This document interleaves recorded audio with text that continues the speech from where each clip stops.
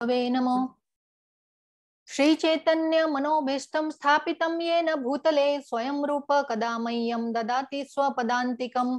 वन्देऽहं श्रीगुरो श्रीयुतपदकमलं श्रीगुरून् वैष्णवांश्च श्रीरूपं सागरजातं सहगण रघुनाथान्वितं तं सजीवं साद्वैतं सावधूतं परिजनसहितं कृष्ण चैतन्य देवं श्रीराधा कृष्ण पादान् सहगण ललिता श्री विशाखान्वितांश्च। हे कृष्ण करुणा सिंधो दीनबंधो जगतपते गोपेश गोपिका कांत राधा कांत नमोस्तुते। तप्त कांचन गौरांगी राधे वृंदावनेश्वरी वृषभानुसुते देवी प्रणमामि हरिप्रिये। वाञ्छाकल्पतरुभ्यश्च कृपा सिन्धुभ्य एव च पतितानां पावनेभ्यो वैष्णवेभ्यो नमो नमः। श्री कृष्ण चैतन्य प्रभो नित्यानंद श्री अद्वैत गदाधर श्रीवासादि गौर भक्त वृंद। हरे कृष्ण कृष्ण कृष्ण हरे हरे, हरे राम राम राम हरे हरे। हरे कृष्ण। हरे कृष्ण। माताजी जिग्नेश प्रभुजी આવી ગયા છે, એમને બી કો હોસ્ટ બનાવી દેજો जी। ઓકે, તો આજે આપણે પાછા ફરીથી અધ્યાયના નામ કોણ કહેશે? ફર્સ્ટ અધ્યાયથી નામ બોલો બધા। હરે કૃષ્ણ કોણ કહેશે? પહેલા અધ્યાયનું નામ? હરે કૃષ્ણ, પહેલા અધ્યાયનું નામ શું હતું? અર્જુન વિષાદ યોગ. યસ, અર્જુન વિષાદ યોગ. એ પછી બીજા અધ્યાયનું નામ શું હતું? ગીતાનો સાર. ગીતાનો સાર. યસ, ખૂબ સરસ. પછી ત્રીજો અધ્યાય કર્મયોગ. કર્મયોગ. યસ. ચોથો અધ્યાય દિવ્ય જ્ઞાન. દિવ્ય જ્ઞાન. ઓકે. પાંચમો કર્મયોગ કૃષ્ણ ભાવના યુક્ત કર્મ. યસ, 5 બરાબર છે. છઠ્ઠો અધ્યાય ધ્યાન યોગ. ધ્યાન યોગ. યસ. સાતમો અધ્યાય પરમેશ્વરનું જ્ઞાન. પરમેશ્વરનું જ્ઞાન. ઓકે, ખૂબ સરસ. અને છઠ્ઠો અધ્યાય આવી ગયો. યસ, સાતમો પરમેશ્વરનું જ્ઞાન. આઠમો અધ્યાય ભગવત પ્રાપ્તિ. યસ. નવમો પરમ ગુહ્ય જ્ઞાન. યસ. 10મો અધ્યાય પરમેશ્વરનું ઐશ્વર્ય. પરમેશ્વરનું ઐશ્વર્ય. યસ. અને 11મો અધ્યાય વિશ્વ દર્શન. યસ. વિશ્વરૂપ દર્શન. યસ. અધ્યાય 12 ભક્તિ યોગ. ભક્તિ યોગ. યસ, બરાબર છે. અને 13 અધ્યાય 13મો પુરુષ અને ચેતના. યસ, બરાબર છે. 14મો અધ્યાય પ્રકૃતિના ગુણો. પ્રકૃતિના ગુણો. યસ. 15મો પુરુષોત્તમ યોગ. યસ. અને આજે 16મો અધ્યાય પ્રકૃતિ. યસ, ખૂબ સરસ. બીજા અધ્યાયમાં, પહેલા અધ્યાયમાં શું હતું? પહેલા અધ્યાયમાં અર્જુન સૈન્યનું નિરીક્ષણ કરે છે. ન લડવાના કારણો. કરુણા, આનંદ નથી, પાપ, કૌટુંબિક પરંપરા અને અનિશ્ચિતતા. યસ, બધા અનમ્યુટ કરીને બોલજો, મને અહીંયા ખબર પડી રહી છે કે કોણ કોણ બોલે છે. યસ. બીજા અધ્યાયમાં ભગવાને શું કીધેલું? આત્માનું જ્ઞાન આપ્યું. યસ, આત્માનું જ્ઞાન આપ્યું. અને બીજું આપણે 2 વસ્તુ જોયેલી. તો અર્જુને શરણાગતિ સ્વીકારેલી. યસ, ખૂબ સરસ. એ પછી ભગવાનની વ્યાખ્યા જોયેલી 2 રીતે. હા, બોલો બોલો, અનમ્યુટ કરીને બધા બોલો. ભગવાનની અનુભૂતિના 3 તબક્કામાં બ્રહ્મ, પરમાત્મા અને ભગવાન. અને બીજી વ્યાખ્યામાં સુંદરતા, ખ્યાતિ, શક્તિ, જ્ઞાન ને ત્યાગ. યસ. યસ, ખૂબ સરસ. ઓકે, તો બીજા બધાએ શું કર્યું છે? આપણે કીર્તા કરી છે મારી સાથે કે નથી બોલવાનું કે શું છે? બધા બોલો. જે જવાબ આપે છે એ આપે છે, અને નથી આપતા એ નથી આપતા. તો અત્યારે આપણે કેમ વારે વારે રિવિઝન કરીએ છીએ, તો આપણું આ બધું જે જ્ઞાન જે છે ને આપણામાં ઓબ્ઝર્વ થતું જાય. ધીરે ધીરે આ ભગવાન સાથે આપણો સંબંધ ગાઢ થતો જાય, આપણો સંબંધ ગાઢ થતો જાય. બરાબર ને? તો ઓકે, ત્રીજા અધ્યાયમાં ભગવાને શું શીખાવેલું? ભગવાને ત્રીજા અધ્યાયમાં શું શીખવાડેલું?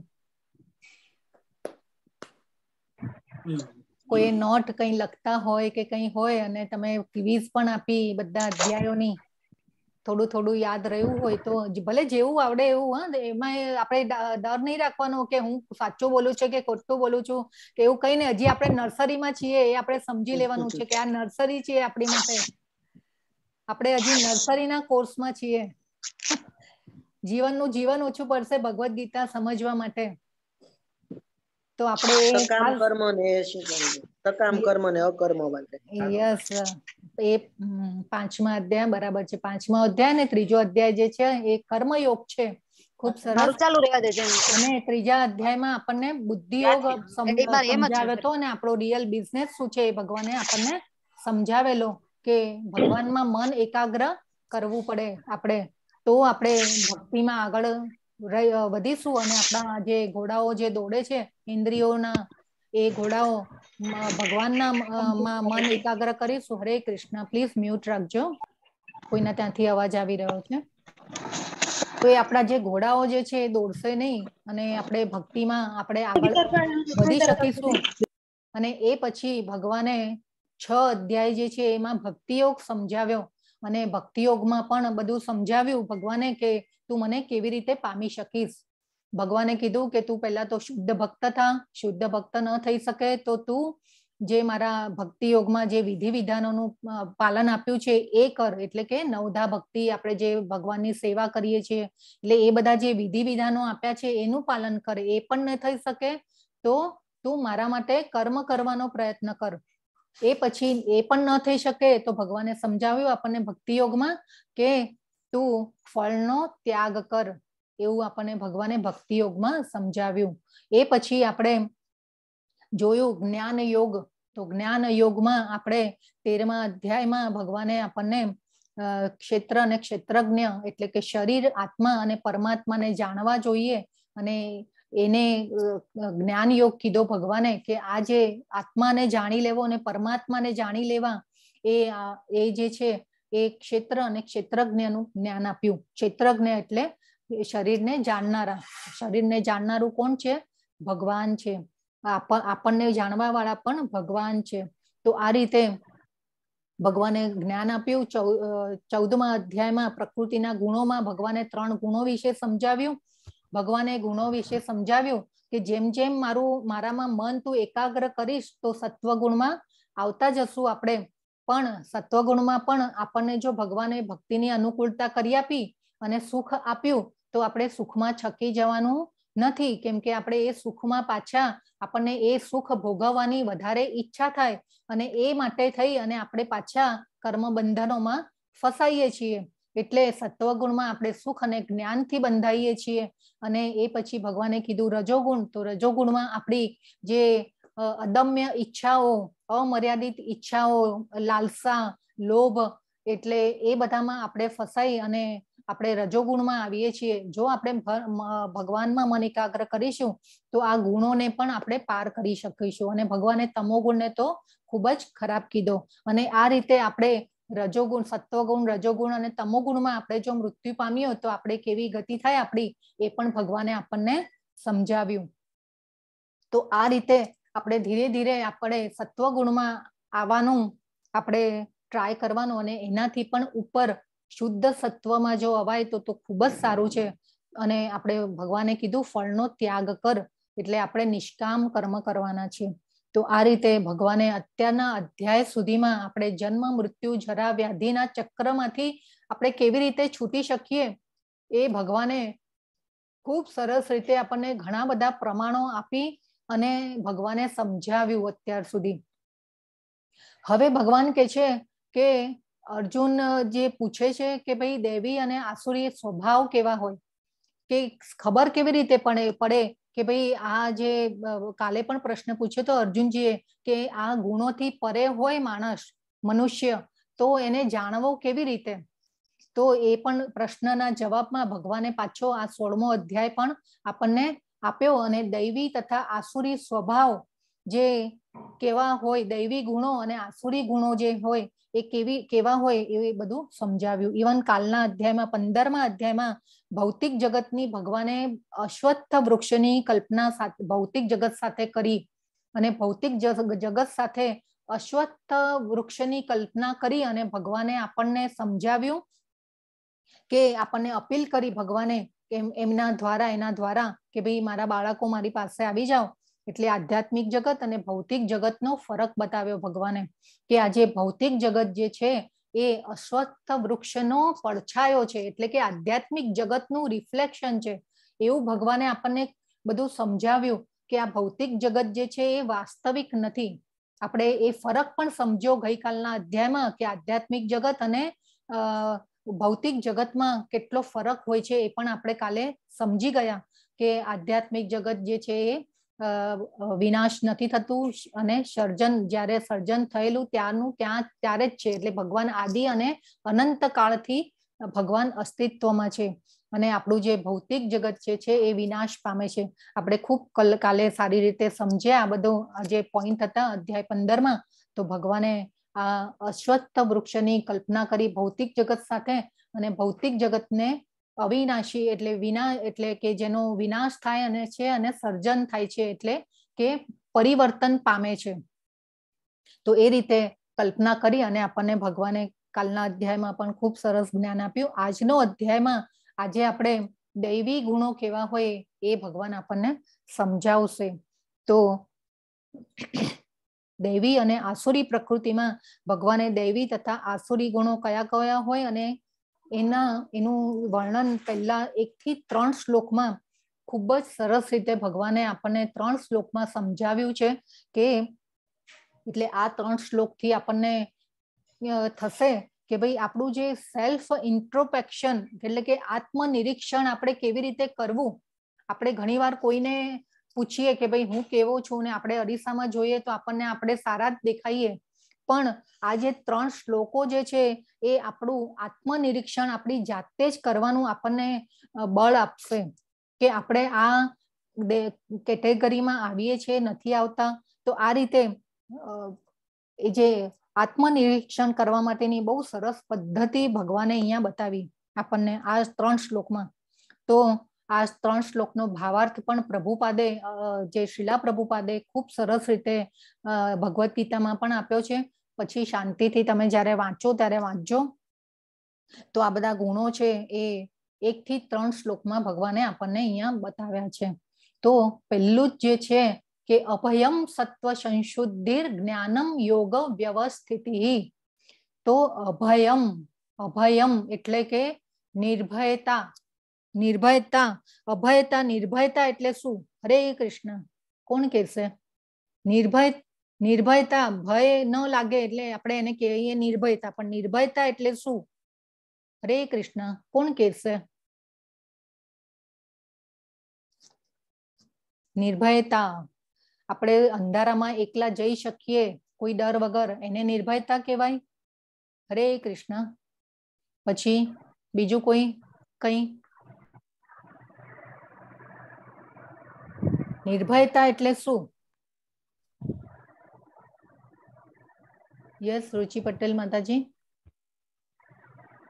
નિર્ભયતા એટલે શું? કોઈને ખ્યાલ આવે છે? કઈ કોઈને કેવું છે? નિર્ભયતા કોને કહેવાય? ઓકે, આપણે સારા કર્મો કરીએ, એક્ઝામ્પલ જો સારા કર્મો કરીએ તો આપણે ભય લાગવાનો જ નથી કઈ પણ વાત. યસ, ખૂબ સરસ માતાજી.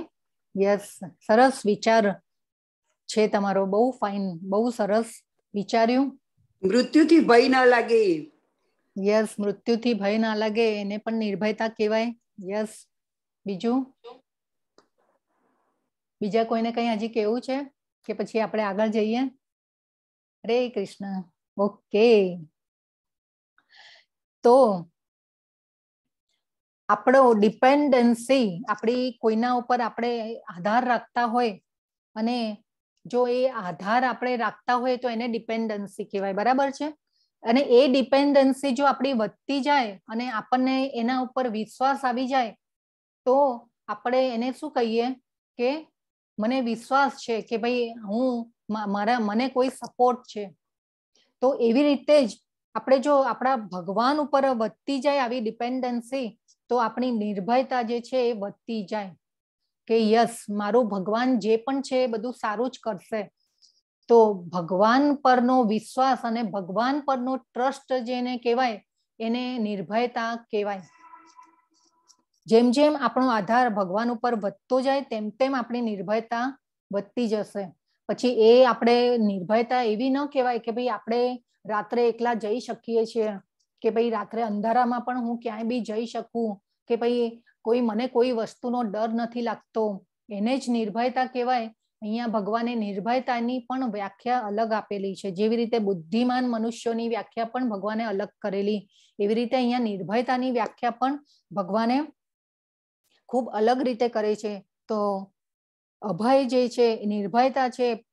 તો પ્રભુપાદ લખે છે કે નિર્ભયતા જ્યારે વિકસે ને ત્યારે વ્યક્તિ છે તે બધું છોડી અને સંન્યાસ લઈ શકીએ, નહીં તો પોસિબલ નથી.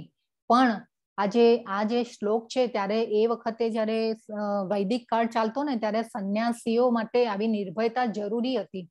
પ્રભુપાદે એનું પણ વર્ણન કર્યું છે. પણ એ નિર્ભયતા એટલે સંન્યાસી માટે કે એ સંન્યાસી માટે તો બધું જ છોડી અને નીકળી જવાનું હોય, અને એ વખતે એનું રક્ષણ કોણ કરશે, એની ખાવા પીવાનો બંદોબસ્ત કોણ કરશે? તો એ જે ભગવાન પરનો જે ટ્રસ્ટ હોય એ સંન્યાસીને હોવો જોઈએ, તો જ એ સંન્યાસ લઈ શકે. એવું ત્યારે વૈદિક કાળમાં એવા નિયમો હતા, અને એ ત્યારે સંન્યાસીઓ જે યોગીઓ હોય એ બધા કરી પણ શકતા હતા. આપણે અત્યારે પોસિબલ નથી. તો નિર્ભયતા એટલે ભગવાન પરનો વિશ્વાસ. તો આપણે જેમ જેમ ભક્તિમાં આગળ વધતા જઈશું, આપણે આ ગુણોની પરે થઈશું, તો આપણને આવી નિર્ભયતા આવશે. આજકાલ આપણો સમાજનો ઢાંચો એવો થઈ ગયો છે કે આપણે ઓલવેઝ ભયમાં જ જીવતા હોઈએ છીએ, કે કળિયુગ છે, આપણે પૈસાની સિક્યોરિટી કરી લો કે ભાઈ આ જોઈશે પેલું જોઈશે. આ કોરોના કાળ આવ્યો તો એમ થયું કે ભાઈ ચલો આપણે બધું આપણા ઘરમાં હોવું જ જોઈએ. આપણે ધંધા પાણી બેસી ગયા હતા બધાના, કેવું આ માહોલ કેવો થઈ ગયો હતો. એટલે આપણે ચારે બાજુથી ભયમાં જીવતા હતા. અત્યારે પણ એવું નથી કે હજી પણ ભય જ નથી કોઈ વસ્તુનો, આપણે ઓલવેઝ ભયમાં જ જીવતા હોઈએ છીએ. તો આ જે છે નિર્ભયતા, એ ભગવાન કહે છે કે મારા પરનો વિશ્વાસ જે છે એને નિર્ભયતા કહે છે. જો આ નિર્ભયતા આવી જાય તો આપણે ભક્તિમાં આગળ વધી શકીશું. તો આપણને એમ થાય કે ભાઈ હું કરું છું, હું ભણ્યો ને મેં પૈસા કમાવ્યા, પણ કાલેના અધ્યાયમાં ભગવાને એ પણ કીધું હતું કે સ્મૃતિ વિસ્મૃતિ અને એ પણ ભગવાન સામર્થ્ય પણ ભગવાન આપે છે. એટલે એ રીતે આપણે એક ભગવાન ઉપર ટ્રસ્ટ રાખવો જોઈએ કે વિશ્વાસ અને શ્રદ્ધા બે વસ્તુ જે છે ને એ બહુ મેઇન છે. જો ભગવાન ઉપર વિશ્વાસ અને શ્રદ્ધા નહીં હોય ને તો આપણે ભગવાન પ્રત્યે આપણે આગળ આજે ભગવાન પાસે જે પહોંચવાનું આ મનુષ્ય જીવનનું જે ધ્યેય છે ને એમાં આગળ વધી શકીશું નહીં. તો આપણે જો આ વિશ્વાસ અને શ્રદ્ધાને જો ડેવલપ કરીશું તો આપણે બીજા બધા જે ગુણો જે છે ને એ ઓટોમેટિક ડેવલપ થશે. ભક્તિમાં આગળ વધીશું ને ભગવાનમાં મન એકાગ્ર કરીશું તો આ ઓટોમેટિક આ બધા ગુણો ડેવલપ થવાના છે. તો પહેલું જ ભગવાને અભયમ કીધું છે. પહેલો જ શબ્દ શ્લોકમાં અભયમ કીધું છે. તો આ અભય જે છે ખૂબ મહત્વનો છે. એટલે એ આ રીતે તો ભગવાન કહે છે ને કીડીને કણ ને હાથીને મણ જોઈતું હોય પણ એ આપવા વાળા પણ ભગવાન છે. આપણે ઘણીવાર એવો વિચાર કરીએ કે ભાઈ સમાજમાં આપણે એવું ઘણું બધું જોયેલું છે કે ઘણા બાળકો રોડ ઉપર જન્મતા હોય છે, ઘણા બાળકો શ્રીમંત ઘરોમાં જન્મતા હોય છે. તો આ રીતે બધાના કર્મો અનુસાર ભગવાન જે છે નવા શરીરો આપણને આપતા હોય છે. એટલે આ બધું કરવા વાળા પણ ભગવાન છે. Everything is planned.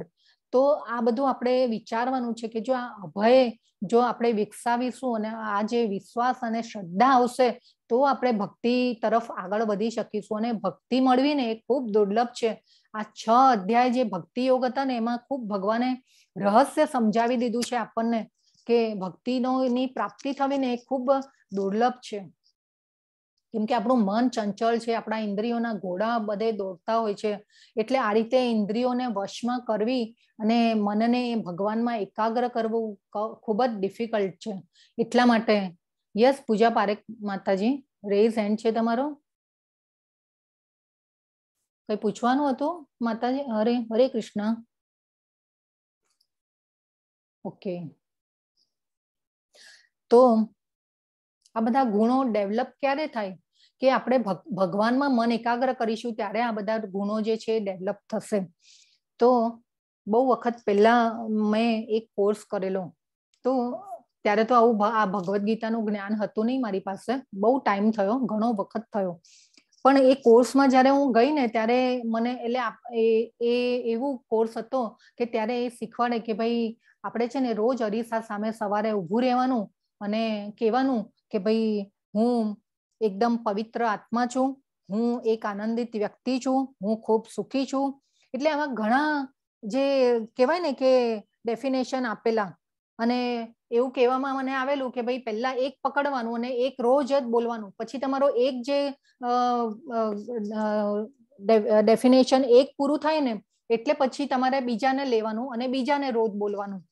તો આ રીતે આવી રીતે બધું મને એટલે એ કોર્સમાં એવી રીતે શીખવાડવામાં આવતું. આપણે કોઈની આપણે ભાવનાઓને આપણે ઠેસ નથી પહોંચાડવાની, હું ખાલી જસ્ટ વાત કરું છું. પણ મને એમ થયું કે આ બધું ગુણો જે છે એ આવી રીતે રોજ બોલવાથી થાય કે પછી આપણે આપણો પ્રયાસ પણ હોવો જોઈએ ને સાથે સાથે. તો આ રીતે એના માટે આપણે પ્રયાસ કરવો પડે. આ ગુણોને ડેવલપ કરવા માટે પણ પ્રયાસ તો આપણે કરવો જ પડે, આપણે મહેનત તો કરવાની જ છે.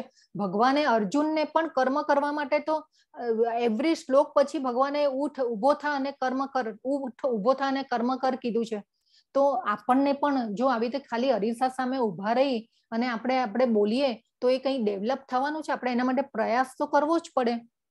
તો જેમ જેમ આપણે ભગવાનની સેવા, સત્સંગ અને સાધના વધારતા જઈએ તેમ તેમ નિર્ભયતા વધે છે. તો નિર્ભયતા જે છે એ ખૂબ જ જરૂરી છે, અને આ નિર્ભયતા આવશે તો જ આપણે આ ભગવાનની ભક્તિ તરફ આગળ વધી શકીશું. તો આપણે આ જ્ઞાનની ચર્ચા કેમ કરી રહ્યા છીએ કે નિર્ભયતા વધે. આપણી આજુબાજુથી આપણે ભયથી ઘેરાયેલા છીએ, પરિસ્થિતિ જ એવી છે એકચ્યુઅલી કે આપણે એ રીતે જીવતા થઈ ગયા છીએ. રોગો થવાનું કારણ પણ એક આ જે છે કે એન્ઝાયટી, સ્ટ્રેસ ને આ બધું જે થઈ રહ્યું છે અત્યારે, તો એ પણ ભયના કારણે થઈ રહ્યું છે કે આપણે જે આપણું લાઈફસ્ટાઈલનું ધોરણ જે ઊંચું થઈ ગયું છે. પ્રભુપાદ તો લખે છે કે જો મનુષ્ય પાસે એક નાનો જમીનનો ટુકડો અને એક ગાય હોય ને તો એ આરામથી ભગવાન જીવી શકે અને ભગવાનને પામી શકે, કે આરામથી એના મનુષ્ય જીવનનું ધ્યેય જે છે એ પૂર્ણ કરી શકે, એવું કેવું છે પ્રભુપાદનું. પણ આપણે આજે ઇન્દ્રિય જે ભોગો જે છે આપણા શરીરની ઈચ્છાઓ માટેના થઈ અને એના માટે આપણી જે દોડ જે છે એમાં આપણે બંધનમાં ફસાઈએ છીએ. તો અત્યારે જે ભય જે છે આપણને આવક અને જાવકનો ભય હોય, શરીરની બીમારીના ભય, કાલ ઉઠીને ભાઈ કોઈ વાયરસ આવી જશે તો પાછા ધંધા પાણી બેસી જશે ને શું કરશું, ને પાછું લોકડાઉન આવી જશે ને એટલે ચારે બાજુથી હોસ્પિટલો ભરાઈ જશે ને કેવું બધું ત્યારે પણ માહોલ હતો, અત્યારે પણ પાછું હજી એવા ઓલા સમાચારોમાં આવી રહ્યા છે કે ભાઈ હજી 4th વેવ આવશે. એટલે ચારે બાજુથી આપણે જે ઘેરાયેલા હોઈએ છીએ ભયથી, તો આ પણ એક જે નિર્ભયતા જે છે એ ખૂબ વિકસાવવાની જરૂર છે. ભગવાને આ બધા ગુણો 5000 વર્ષ પહેલા કહી દીધા છે. તો આપણે હવે બધાની લાઈફસ્ટાઈલ, મોજ શોખ બધું આખું ડેફિનેશન, આનંદની ડેફિનેશન જે છે એ પણ ચેન્જ થઈ ગઈ છે. મોજ શોખ વધ્યા અને હવે તો એવું થઈ ગયું છે કે ભાઈ 2 જણે કમાવવું પડે ઘરમાંથી, લેડીઝ અને જેન્ટ્સ જે પણ હોય તો 2 જણા કમાશે તો ઘર ચાલશે. એટલે આ રીતે એટલે સ્ત્રીઓને પણ બહાર નીકળવાનું થાય. એટલે આજે જેને કહેવાય ને કે એક વસ્તુ છોડી અને બીજી વસ્તુ એટલે કે ભય, એમ કે ભાઈ કળિયુગ જે છે તો હવે આ પૈસાની પણ જરૂર પડશે, એટલે પૈસા નહીં હોય તો નહીં ચાલે. એટલે આપણે એ રીતે પણ વિચારતા થઈ ગયા છીએ. તો એટલે એવું હવે થઈ ગયું છે કે ભાઈ 2 જણ ન કમાય તો ન ચાલે. આપણે હવે દીકરા દીકરીનું શક પણ કરવાનું આવે ને તો પણ હવે તો બધા પૂછે છે કે ભાઈ દીકરી શું કરે છે, કંઈ કરે છે ને, કામ કરે છે ને, વર્ક કરે છે ને. તો આ રીતે આ બધું આવો માહોલ જે સમાજનો ઢાંચો જે ચેન્જ થઈ ગયો છે, તો એના લીધે થઈ અને આપણે દેખાદેખી કમ્પેરિઝન એ બધું જે છે એના માટે થઈને આપણે ઓલવેઝ ભયમાં જીવતા હોઈએ છીએ. તો આ નિર્ભયતા જે છે, અભયમ બહુ જરૂરી છે, ભગવાને કહી દીધું. એ પછી આવે છે સત્વ સંશુદ્ધિ. તો સત્વ સંશુદ્ધિ એટલે આત્મશુદ્ધિ. તો આત્માની શુદ્ધિ ક્યારે થાય કે આપણને જ્યારે જ્ઞાન આવે. હવે આપણે આધ્યાત્મિક જેને પછી સત્વ સંશુદ્ધિર જ્ઞાનમ. તો જ્ઞાન એટલે આપણો આધ્યાત્મિક જ્ઞાનમાં જેમ વધારો કરીશું, આપણે ભગવદ્ ગીતા વાંચશું, ભાગવતમનો શ્રવણ કરીશું, પાઠ આપણે વાંચીશું ભાગવતમ પણ, તો આ રીતે આપણું જ્ઞાન જે છે એનો વિકાસ થશે અને એ પછી આપણે ભગવાનમાં મન એકાગ્ર કરી શકીશું અને આપણી ચેતના છે એનું આપણે પ્યુરિફિકેશન કરી શકીશું. આપણી કોન્શિયસનેસનું પ્યુરિફિકેશન થાય તો આત્મસિદ્ધિનો વિકાસ થાય. તો આ કેવી રીતે કરવું? તો નીતિ નિયમો હોય એનું આપણે પાલન કરવાનું છે. શાસ્ત્રોમાં જે કીધેલું છે, નીતિ નિયમો આપેલા છે, એનું આપણે પાલન કરવાનું છે. તો આપણે જોઈ ગયા છીએ કે કયા કયા નીતિ નિયમોનું પાલન કરવાનું છે. આપણે શું કરવાનું છે આપણી આત્મશુદ્ધિ માટે? આપણો આત્માનો પોષણ ખોરાક શું છે? હરે કૃષ્ણ. હા, યસ, હરિનામ. જપમાળા કરવાની. યસ. બીજું શું કરવાનું આપણી આત્મશુદ્ધિ માટે? યસ, બોલો બોલો. યસ, સેવા, ભગવાનની અર્ચના, પૂજા. યસ, ભગવાનનું કામ, ભોગ ધરાવીને પ્રસાદનું ભોજન લેવાનું. યસ, ખૂબ સરસ. હા, નવદા ભક્તિ દ્વારા પણ આપણે ગ્રેજ્યુઅલી. યસ, ખૂબ સરસ. બધાના જવાબ સાચા છે. ખૂબ સરસ રીતે તમે બધા જવાબ આપી રહ્યા છો. તો આ બધું આપણને જ્ઞાન મળે તો આપણી આત્મશુદ્ધિ થતી જાય અને આપણે આધ્યાત્મિકતામાં ઉપર આવતા જઈએ. તો ધીરે ધીરે આપણું પવિત્રીકરણ થતું જાય અને એ પછી આપણી સત્વ સંશુદ્ધિ થાય. તો સત્વ સંશુદ્ધિ એટલે આત્મશુદ્ધિ. જેમ જેમ આપણું પવિત્રીકરણ થતું જાય તેમ તેમ આપણા કાર્યોમાં પણ ભગવાનની શક્તિ ઉમેરાતી જાય. તો આ ખૂબ જરૂરી છે. નહીં તો એવું લાગે કે ભાઈ આપણે પણ ગાડરિયા પ્રવાહની જેમ આપણે પણ ખેંચાઈ રહ્યા છીએ બધાની સાથે. એવું આપણે એટલે આ ચેતનાનું જે શુદ્ધિકરણ આપણે એ સત્વ સંશુદ્ધિ કહેવાય. અને ધીરે ધીરે આપણે આ હરિનામનો જાપ કરીએ ને આ કરીએ, ભગવાનની સેવા, અર્ચના, પૂજા, વંદનમ. તો આ રીતે નમસ્કાર, ભગવાનને નમસ્કાર કરવાનું પણ બહુ મહત્વ છે. આપણે જેમ જેમ ભગવાનને નમીશું, ભગવાનને નમસ્કાર કરીશું, આપણે પાંચાંગ પ્રણામ રોજ કરવાના ભગવાનને, અને એ રીતે આપણા શરીરના જે કલ્મશ હોય ને એ દૂર થતા જાય અને આ સત્વ સંશુદ્ધિ આવતી જાય. તો આ પણ ખૂબ જરૂરી છે. અને એમાં મોટો ભાગ ભજવે છે શું? સત્સંગ. આપણે કોનો સંગ કરવાનો છે? સત્સંગ કરવાનો છે. જેમ જેમ આપણે આવા સારા લોકોના કોન્ટેક્ટમાં આવીએ તો આપણે પણ ઓટોમેટિકલી આપણી ચેતનામાં શુદ્ધિ થતી જાય અને આપણને ન ખબર હોય કે કોણ કેટલી સાધના કરતું હોય, શું કરતું હોય, પણ એવા ભક્તોના સંગથી પણ આપણું જે છે આપણી ચેતના શુદ્ધ થતી જાય. તો આ રીતે ખૂબ મહત્વનું છે જ્ઞાન અને સત્વ સંશુદ્ધિ. એ પછી જ્ઞાનમ યોગ વ્યવસ્થિતિ. ભગવાને કીધું કે આ જે યોગ, ભગવાને યોગ એટલે શું? હરે કૃષ્ણ. યોગ એટલે ભગવાન સાથેનું જોડાણ. યસ, ભગવાન સાથેના જોડાણના જે ભગવાન સાથેનું જોડાણનું જે જ્ઞાન આપ્યું, ભગવદ્ ગીતાનું જ્ઞાનને ભગવાને યોગ કીધો છે. અને આ યોગનું જ્ઞાન લઈ અને આપણે સત્વ સંશુદ્ધિ કરવાની છે, આત્મશુદ્ધિ આપણે કરવાની છે. તો આ રીતે એ પછી આવે છે દાનન દમશ્ચ યજ્ઞશ્ચ. દાનન, તો દાન જે છે એ પણ ખૂબ મહત્વનું છે. પણ દાન જે છે ગૃહસ્થો માટે જ ભગવાને કીધેલું છે. કેમ કે સંન્યાસી હોય કે યોગી હોય એને તો દાન કરવાનો સવાલ જ નથી આવતો. ગૃહસ્થ માટે દાન કોને કરવું જોઈએ એ પણ ખૂબ સરસ રીતે ભગવાને આગળના અધ્યાયોમાં હજી પણ સમજાવશે. તો દાન જે છે એ ગૃહસ્થાશ્રમી લોકોએ કરવું જોઈએ ખાસ. અને દાન જે છે સુપાત્ર વ્યક્તિને આપવું જોઈએ. અને યોગ્ય સમય સુપાત્ર વ્યક્તિ એ રીતે દાન કરવું જોઈએ. ઇવન આજીવિકાની આપણી જે કમાણી હોય ને, ધન આવતું હોય આપણા ઘરમાં, એ પણ પ્રામાણિક સાધનો દ્વારા આવે તો એ ખૂબ સરસ છે. નહીં તો પછી આપણે ભગવાન જે છે ઘણીવાર જેને કહેવાય ને કે ભગવાને એ પણ કહી દીધું છે કે આ દાન પણ સત્વગુણી, રજોગુણી ને તમોગુણી દાન, એ પણ 3 ગુણોમાં ભગવાને સમજાવેલું છે. હજી આગળ આપણે ઘણું સમજીશું એના માટે. તો સત્વગુણ, રજોગુણ અને તમોગુણ, આ ત્રણેયમાંથી સત્વગુણમાં અપાતું જે દાન છે એની ભલામણ કરી છે શાસ્ત્રોએ. પણ આપણે શુદ્ધ સત્વમાં આવીને કરવાનું છે દાન. ત્યારે એ વૈદિક કાળ હતો ત્યારે સત્વગુણ બહુ સારો, એટલે ટોટલી હાઈ એની એલી હતી. પણ અત્યારે જે સત્વગુણ જે છે એની પણ ડેફિનેશન થોડું આપણે હજી શુદ્ધ સત્વમાં આવવાનું છે. આપણે એવી રીતે વિચારવાનું છે કે આપણે શુદ્ધ સત્વમાં આવવાનું છે.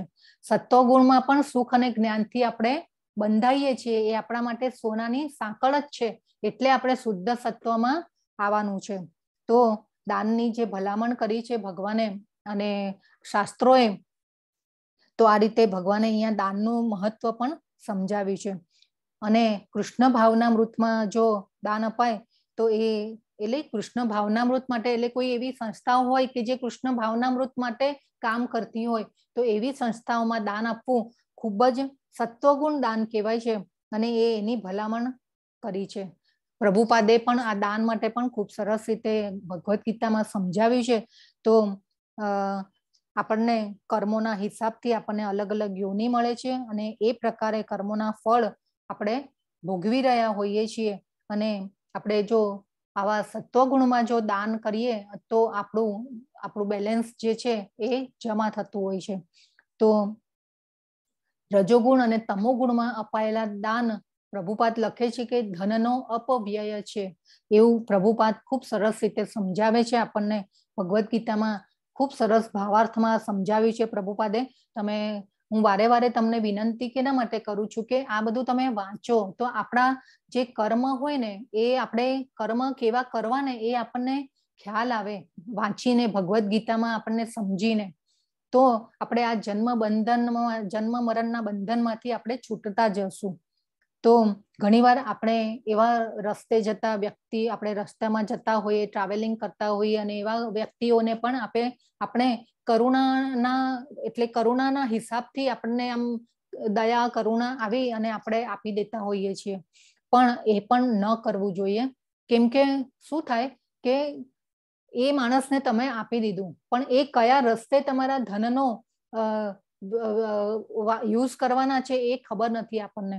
એ પછી જઈ અને એ દારૂ પી લે કે અથવા તો કોઈ એવા અવળા રસ્તે જો આપણા ધનનો ઉપયોગ કરે તો એનું પાપ આપણને લાગતું હોય. એને તો લાગે જ છે, પણ એનું પાપ પણ આપણને લાગતું હોય છે.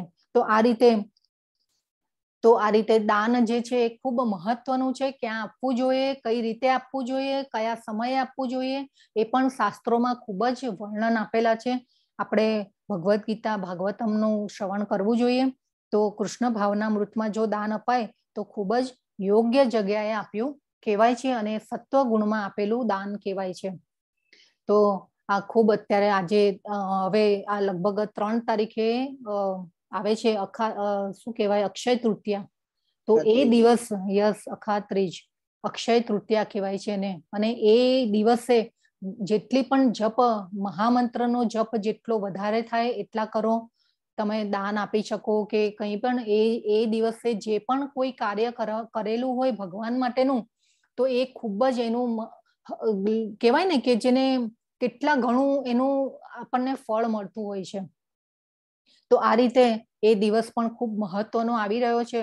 તો જરૂર આપણે એ દિવસે સારા કર્મ, ભગવાન માટેના અકર્મ આપણે કરવા જોઈએ. તો ખૂબ સરસ. એ પછી આવે છે દમશ્ચ, દાનન દમશ્ચ યજ્ઞશ્ચ. દમશ્ચ એટલે આત્મસંયમ. હવે આત્મસંયમ છે એ મનુષ્ય શેમાં રાખવાનો છે એ પણ પ્રભુપાદે ખૂબ સરસ રીતે સમજાવ્યું છે. તો આત્મસંયમ જે છે એ જાતીય જીવનમાં આત્મસંયમ જો હોય તો ખૂબ જ સારું છે. નહીં તો પછી પ્રભુપાદ તો લખે છે કે જો કૃષ્ણ ભાવનામૃત વાળા બાળકો ન લાવવા હોય તો જાતીય જીવન ભોગવવાનો પણ કોઈ અધિકાર નથી, એવું પ્રભુપાદ ખૂબ સરસ રીતે બધું સમજાવ્યું છે. આ દમશ્યનો જે આ જે ગુણોને સમજાવવા માટે પ્રભુપાદે 3 થી 4 પેજ લીધા છે. તો ખૂબ સરસ રીતે વાંચજો. તો જેમ જેમ આપણો આત્મસંયમ આવતો જાય તેમ તેમ આપણે આધ્યાત્મિક જીવનમાં આપણે આગળ વધતા જઈએ છીએ.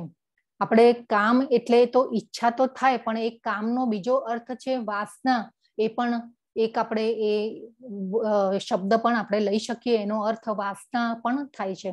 તો આપણે જે પ્રેમનું જે શુદ્ધ સ્વરૂપ છે, એકચ્યુઅલી આપણે ઇન્દ્રિય તૃપ્તિ માટે આપણે કરતા હોઈએ છીએ, પણ એ ન કરવું જોઈએ.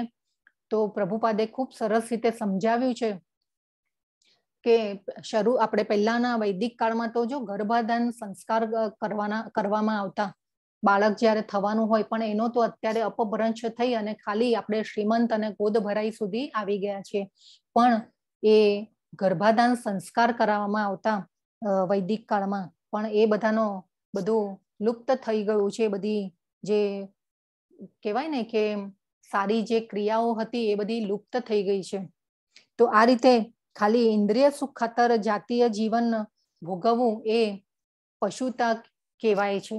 તો જો કૃષ્ણ ભાવનામૃતમાં પ્રભુપાદ લખે છે કે કૃષ્ણ ભાવનામૃત વાળા બાળકો ન લાવવા હોય અને આપણે ન લાવી શકતા હોય તો એ જાતીય જીવન ભોગવવાનો પણ અધિકાર નથી. તો અત્યારે જે બજારમાં આપણે જે ગર્ભ નિરોધક ગોળીઓ, જાત જાતના સાધનો આવી રહ્યા છે, તો આ બધાનો ઉપભોગ કરવો એ પણ આસુરી ગુણ કીધો છે પ્રભુપાદે. તો આ રીતે ખૂબ સરસ રીતે સમજાવ્યું છે. તો આગળ આપણે જઈએ. યજ્ઞશ્ચ દાનંદમશ્ચ યજ્ઞશ્ચ. તો યજ્ઞ તો એ પણ ગૃહસ્થીઓએ કરવાના હોય છે. આપણને કળિયુગમાં તો એકચ્યુઅલી યજ્ઞો જે છે એ ખૂબ ખર્ચાળ હોય છે. અત્યારે તો એવા શુદ્ધ ઉચ્ચારો વાળા બ્રાહ્મણો પણ નથી મળતા. ઇવન યજ્ઞ કરવો હોય તો આપણને ઘી પણ અત્યારે તો કેટલું મોંઘું થઈ ગયું છે, અને એવા શુદ્ધ ઘી પણ અત્યારે નથી કે આપણે જો ભગવાનને ચડાવીએ તો એ શુદ્ધ ઘી પણ ભગવાન ગ્રહણ કરી શકે. એટલે એવા ઉચ્ચાર વાળા બ્રાહ્મણો નથી. ઇવન જપ યજ્ઞનો મહિમા જે છે ચૈતન્ય મહાપ્રભુએ બતાવેલો છે, એટલો સરળ રસ્તો આપણને આપીને ગયા. જપ યજ્ઞ તો બધા જ કરી શકે, કે બાળક પણ કરી શકે ને આપણે મોટાઓ પણ કરી શકીએ, અને બધા જ કરી શકે બેસીને. ખાલી ભગવાન કે છે મને સમય આપો. કાળ ભગવાને જો આપણને કાળ વિશે પણ આપણે ટાઈમલાઈન સમજ્યાતા. તો આપણે આ યજ્ઞાનામ જપ યજ્ઞોસ્મિ ભગવાન એ આપણે એક શ્લોકમાં પણ જાણી ગયા છીએ. એ પછી આવે છે સ્વાધ્યાય. તો સ્વાધ્યાય પણ ઇમ્પોર્ટન્ટ વસ્તુ કીધી છે. સ્વાધ્યાય તો ભગવદ્ ગીતાનું શ્રવણ, ભગવદ્ ગીતાનું વાંચન, ભગવદ્ ગીતા સાથેનો કોન્ટેક્ટ આપણે નથી છોડવાનો. રોજ ભલે કોઈ ટાઈમ ન હોય તો રાત્રે સૂતી વખતે પણ એક શ્લોક અને એક ભાવાર્થ વાંચો. દિવસમાં ટાઈમ મળે તો દિવસમાં વાંચો. તો આ રીતે પ્રભુપાદ જે છે ને એમની પોતે ખુદ પોતાની બુક વાંચતા. તો એ ઘણી વાર એમ કે નહીં આ બુકો મેં નથી લખી, મને કૃષ્ણએ મારા ખભા ઉપર હાથ મૂકી અને લખાવી છે. તો એ પોતે વાંચતા એમનું બુક. તો આ રીતે. અને આજે પણ મને એક મેસેજ હતો કોઈ માતાજીને, આપણે માતાજીનો મને નામ યાદ નથી, પણ એમને કીધું કે મારે ઘરે બુક આવી ગઈ ભગવદ્ ગીતાની અને હવે હું વાંચવાની સ્ટાર્ટ કરીશ. કેટલું સુંદર. મને એમને મેસેજ બી કર્યો. મને એટલો આનંદ થયો કે આપણે બધા સાથે મળી અને આ જ્ઞાનની ચર્ચા કરીએ છીએ અને આટલી આધ્યાત્મિકતાની સીડી આપણે બધા સાથે ચડી રહ્યા છીએ. તો ભલે એવું લાગે ઘણીવાર ભગવદ્ ગીતામાં અમુક શબ્દો આપણને સમજાય ન સમજાય, પણ સ્વાધ્યાય જે છે એ જરૂરી છે. આપણે જો આ સ્વાધ્યાય કરતા રહીશું ને તો આપણી ચેતનામાં શુદ્ધિ થશે, ભગવાનની ભક્તિ કરવાનું આપણને આમ આપણી આદત કેળવાશે, અને એ પછી આપણે આગળ આપણને ભગવાન તરફ આપણો જે પ્રેમ જે કહેવાય ભાવ એ આપણામાં ઉત્પન્ન થશે ને ભગવાનની આપણને ભગવાન સાથે રહેવાનું આપણને જે કહેવાય ને કે એમ થાય કે ના હું ભગવાનનું કામ કરું, અંદરથી તમને એવી પ્રેરણા થશે. તો આ રીતે સ્વાધ્યાય જે છે એ ખૂબ જરૂરી છે. તો અને ભગવદ્ ગીતાનું જે જ્ઞાન છે એ ખૂબ ઊંચી વસ્તુ છે. અને આપણે ઘણીવાર કેવું કે કોલેજમાં ગયા હોય અને 10મું 12મું પાસ કરીને પછી સીધા કોલેજમાં ગયા હોઈએ, તો કોલેજમાં ગયા પછી જે કોલેજની બુક્સ આવે ને, તો એ ઘણીવાર આપણને આમ એમ થાય કે આ બધું આપણે ઉપરથી જતું રહે છે, એમ કે આમ શરૂઆતમાં તો એવું જ થાય. આપણે એને એ પછી ધીરે ધીરે આપણું આમ 2-4 મહિના જાય ને પછી એ બધું જ્ઞાન જે છે થોડું થોડું આમ અંદર આવતું જાય ને આપણે સમજતા જઈએ ત્યારે એમ. પણ એટલે આ ભગવદ્ ગીતાનું પણ આવું જ છે. પણ ભગવદ્ ગીતાનું જ્ઞાન છે કેટલું ઊંચું, એની જે ગરિમા જે છે એ ખૂબ ઊંચી છે અને ટ્રાન્સન્ડેન્ટલ નોલેજ છે. આ ભગવાને આપેલું નોલેજ છે અને દિવ્ય છે. તો રોજ વાંચવાની આદત કેળવવી જોઈએ. ભલે આપણે ઘણીવાર આપણને વસ્તુ સમજાય ન સમજાય તો રોજ વાંચવાની. આપણે પહેલી વાર ગીતા વાંચીશું ને તો આપણને ઘણીવાર તો એવું જ થાય કે આપણને કાંઈ સમજાતું જ નથી. પછી એકવાર વાંચી લો, પાછું બીજી વાર સ્ટાર્ટ કરો, ત્રીજી વાર, ચોથી વાર, જેમ જેમ તમે વાંચન કરશો ને એમ એમ તમને અંદરથી કંઈક નવું મળતું જશે. તો આ રીતે ન ખબર પડે તો આપણા ગુરુ અને આચાર્યોને આપણે પૂછીએ. આપણે તો સ્વાધ્યાય જે છે ખૂબ જરૂરી છે. તો ખૂબ સરસ રીતે આપણે સ્વાધ્યાય રોજ જ કરવો જોઈએ. એ ભગવદ્ ગીતા અને ભાગવતમનો કોન્ટેક્ટ આપણે છે ને છોડી નહીં દેવાનો. આપણે ભલે આપણો આ 18 અધ્યાયનો આ ક્લાસ પૂરો થઈ જાય પછી સેકન્ડ લેવલમાં તમે બધા આવો, એ પછી બી સેકન્ડ લેવલમાં બી તમે સરસ રીતે સાંભળો. એ પછી તમે રોજ જ ભગવદ્ ગીતાનું વાંચન કરો. એક જ શ્લોક ને એક જ ભાવાર્થ વાંચો, પણ એની સાથેનો કોન્ટેક્ટ પછી મૂકી નહીં દેવાનો. જો તમે આ કરશો તો આપણે ભક્તિમાં આપણે આગળ જતા જઈશું. તો આપણી આ જે સંપત્તિ શું છે, આપણી સંપત્તિ આપણી પાસે કેટલા રૂપિયા છે ને શું છે ને એ ગણવાનું નથી. આપણી પાસે જ્ઞાનની સંપત્તિ, આ ભગવદ્ ગીતાનું જ્ઞાન આટલું સારું મળ્યું તો આપણી એ સંપત્તિ છે. આપણી ધન ઐશ્વર્ય, આપણું ભગવદ્ ગીતાનું જ્ઞાન, આ શાસ્ત્રોનું જ્ઞાન એ આપણી સંપત્તિ છે, આપણી મૂડી છે. તો આ રીતે આપણે સ્વાધ્યાય રોજ કરવો જોઈએ. પછી છે આર્જવમ. તો આર્જવમ જે છે એ પણ સાદાઈ, સિમ્પ્લિસિટી એ પણ ખૂબ જરૂરી છે જીવનમાં. તો ખૂબ જ મહત્વનું છે આ પોઈન્ટ પણ. જેટલી આપણા જીવનમાં સાદાઈ, સિમ્પ્લિસિટી હશે એટલા આપણે કર્મબંધનોમાં ઓછા ફસાઈશું. તો અત્યારે આપણે સમાજમાં જોઈ રહ્યા છીએ કે કમ્પેરિઝન, દેખાદેખી અને કેટલું બધું વધી રહ્યું છે કે ભાઈ કોઈએ લગ્નનો આટલો ખર્ચો કર્યો તો આપણને પણ એમ થાય કે આપણે પણ કરીએ તો ખબર પડશે લોકોને કે આપણી પાસે આટલા પૈસા છે. એટલે આવી બધી જે દેખાદેખી, કમ્પેરિઝન, સમાજનો એવો ઢાંચો થઈ ગયો છે કે આ રીતે બધા એક પ્રવાહમાં ખેંચાઈ પણ રહ્યા છે. તો આ ન કરવું જોઈએ અને સાદાઈ આપણે જીવનમાં જેટલી લાવશું એટલા આપણે કર્મ બંધનોમાં ઓછા ફસાઈશું. તો આપણે સાદાઈને ખૂબ જ મહત્વ આપવું જોઈએ જીવનમાં. કે સાદું જીવન અત્યારે એકચ્યુઅલી એવું થઈ ગયું છે કે જે સાદું જીવન જીવતા હોય ને જે માણસો, તો એ પહેલા કટકટ કપાય છે. લોકો એને કહે કે ભાઈ તમારી પાસે આટલું બધું છે અને તમે કેમ આવી રીતે જીવો છો? તો આવી રીતે પણ કહેવા વાળા મળે છે. ભાઈ જલસા કરો ને, આટલું બધું છે ને તમે જલસા નથી કરતા.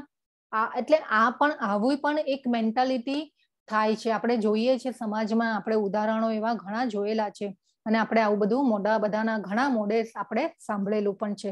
પછી આવે છે તપ. સ્વાધ્યાય તપ આર્જવમ. તપ પણ 3 પ્રકારના હોય છે, મન, વચન અને કર્મ. તો મનને પણ આપણે સંયમમાં રાખીએ. વચન એટલે વાણીનું તપ, વાણીને પણ સંયમમાં રાખવી જોઈએ. કર્મનો સંયમ પણ આપણે રાખવો જોઈએ. આપણે કર્મ કેવા કરવા જોઈએ ન કરવા જોઈએ. હવે આ ભગવદ્ ગીતાના નું જ્ઞાન મળી અને પછી આપણને વિચારવું કે ભાઈ આપણે આ કર્મ કરવું જોઈએ ન કરવું જોઈએ, વિચારીને આપણે કરીએ. એ પછી આવે છે તપમાં 11 ઉપવાસ, તપ. કોઈ બધા ચાતુર્માસ પણ કરતા હોય છે. તો આ બધા જે તપ જે છે એ આપણી આધ્યાત્મિકતાને ઉપર લાવવા માટેના છે. શાસ્ત્રોમાં તપનું પણ ખૂબ મહત્વ, ઉપવાસનું પણ મહત્વ બતાવેલું છે. તો 11 હમણાં જે 11 ગઈ એ દિવસે પણ મને ખૂબ મેસેજ આવ્યા.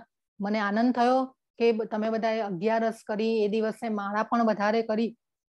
ઇવન સવારે જે મેસેજ આવ્યો હોય કે મેં આટલી માળા કરી અને પછી સાંજે પાછો મેસેજ આવે કે મને ટાઈમ હતો તો પાછી મેં આટલી પણ માળા કરી. કેટલું સુંદર. આપણને આમ આનંદ થાય કે આપણે ભગવદ્ ગીતાનું જ્ઞાન લઈ અને આપણા જીવનમાં ચેન્જ આવી રહ્યો છે.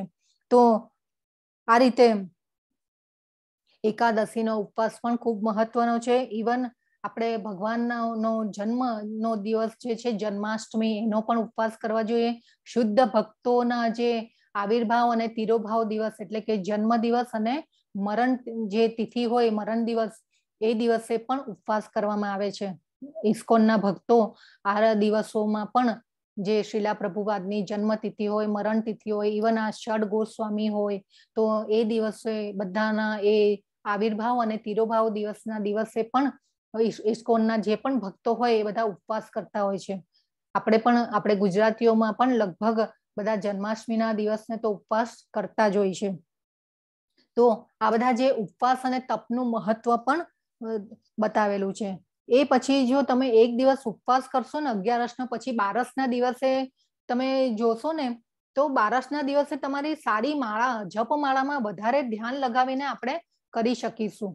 તો એ પણ ઘણાના મેસેજ આવતા હોય કે ભાઈ 12ના દિવસે પણ ખૂબ સરસ માળા કરી, ધ્યાન વધારે લાગ્યું અને દિવસ બહુ સરસ ગયો ઉપવાસ કરે તો આ રીતે મન, વચન અને કર્મનું તપ પણ આપણે કરવું જોઈએ. અને આ જે ઉપવાસ ભગવાનના જે દિવસો જે છે જન્મ દિવસ, તો એ માટે પણ આપણે ઉપવાસ કરવા જોઈએ.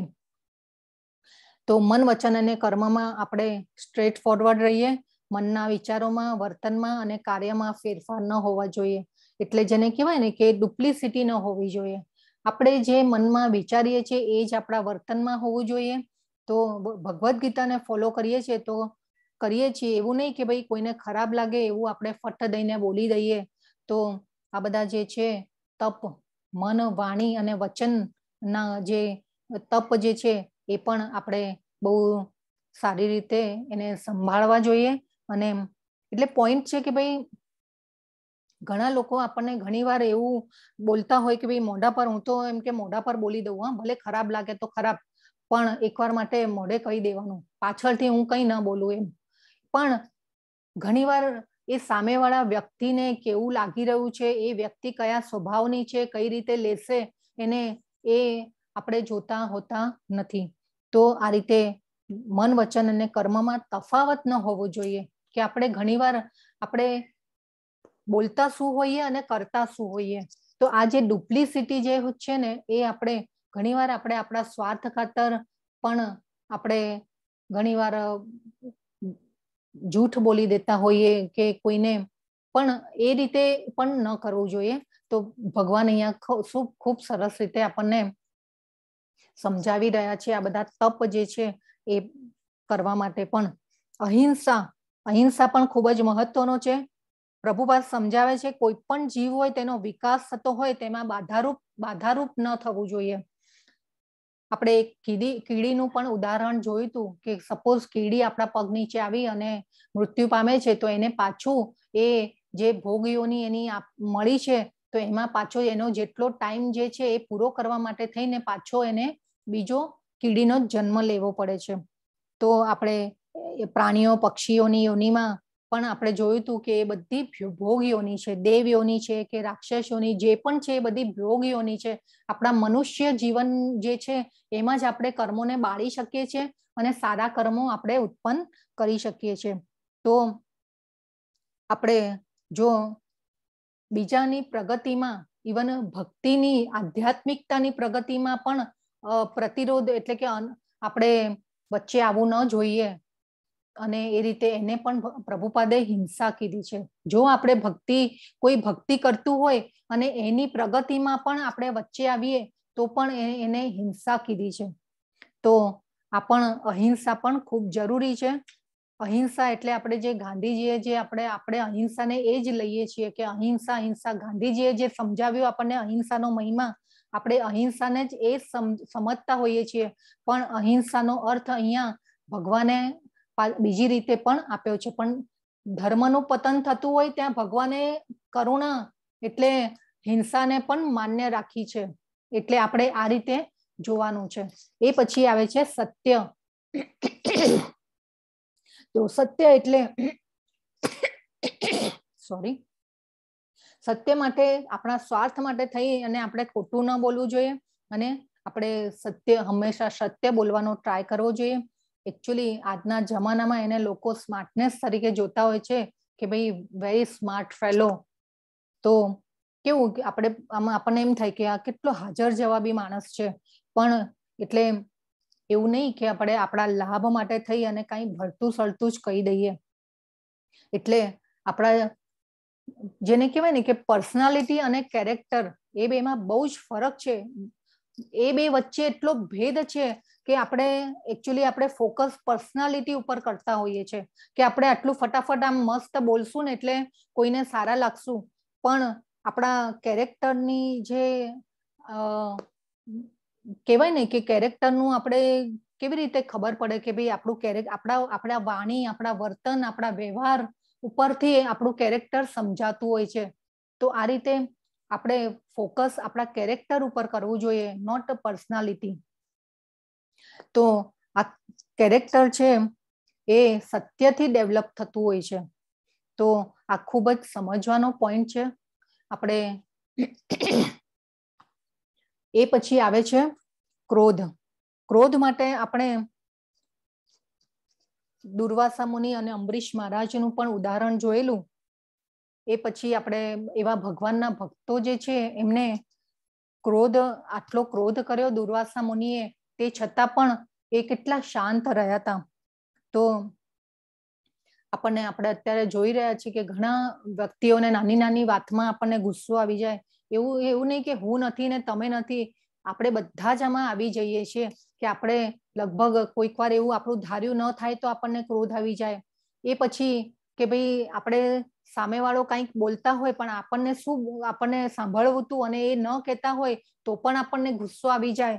એટલે નાની નાની વાતમાં આપણને ગુસ્સો આવી જતો હોય છે. પણ આ ગુસ્સા અને ક્રોધમાં આપણે ઘણીવાર રોંગ ડિસિઝન લઈ લેતા હોઈએ છીએ. તો આ રીતે ક્રોધ છે એ પણ ભગવાને તો ક્રોધ, લોભ, મોહ, મત્સર અને મદ એને પણ રાક્ષસ કીધા છે. એ પછી આવે છે ત્યાગ. તો ત્યાગ એટલે શું? તો આપણને એવું થાય કે ભાઈ મારી પાસે જે છે એ છોડી દેવાનું, અને ભગવદ્ ગીતામાં લખ્યું છે કે એટલે ત્યાગ કરી દેવાનો, છોડી દેવાનો. ભાઈ આપણાથી તો આ બધું થાય નહીં. પણ ત્યાગ એટલે આપણી પાસે જે કંઈ પણ હોય એનો કૃષ્ણજીની સેવા માટે ઉપયોગ કરવાનો. અને આપણને લાગે કે ભાઈ મારી પાસે શું છે, મારી પાસે જે પણ શક્તિ છે, સંપત્તિ છે, એ ભગવાનના ઉપયોગ માટે લગાવવાનું. તો એને પણ ત્યાગ કહેવાય. પ્રભુપાદ લખે છે કે આપણી જે પણ સંપત્તિ, ધન આપણી પાસે આવતું હોય એના 50% આપણે કૃષ્ણ ભાવનામૃતમાં આપણે કરવું જોઈએ.